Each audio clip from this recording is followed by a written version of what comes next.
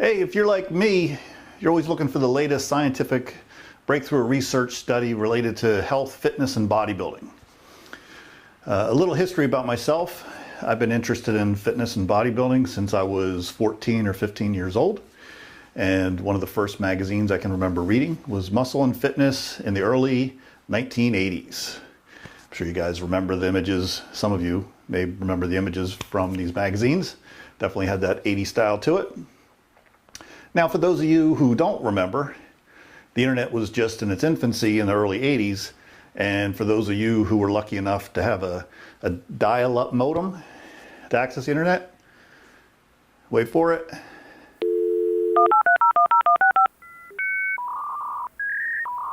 Yeah, remember that, guys? Not a whole lot of fun.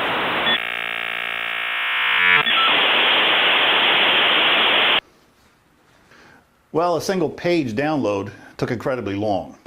You could go have dinner, come back, and the page would still be loading. This is all before we had high-speed internet. Most of you may not remember that. Many things have changed since then, but some things remain the same, like supplement companies selling you products you don't need and that don't live up to the hype and the claims. I can remember my first major purchase I made as a teenager. It was called Genex Total Body System, and if memory serves me right, it cost me about $150 to $200 for the entire program and its supplements. Their promotional posters were awesome. I remember hanging it up in my teenage room right next to my Farrah Fawcett, Kathy Smith, and Heather Thomas posters. Some of you may remember these posters. Good times. The marketing for Genex was incredible, especially for its time. And I can't remember seeing a more deceptive advertising prior to this product. The testimonials left a naive young person like myself without doubt that the product was going to work and build me a ton of muscle.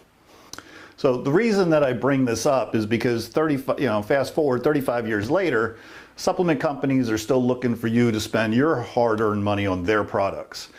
These companies often target directly or indirectly young teens, and trying to filter through the mountains of information out there, it's incredibly hard.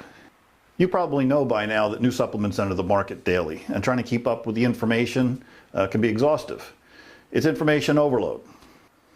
So, the best advice that I can give you is to do your homework before you spend any of your hard-earned money on any product. But more importantly than this is the following. If you're not consistent with your training and you've not yet nailed down your macronutrients, aka your proteins, your carbs, and your fats, then purchasing any supplement should not be on your list of things to do. Get your macros in check, because bodybuilding supplements are just that, supplements, and nothing more.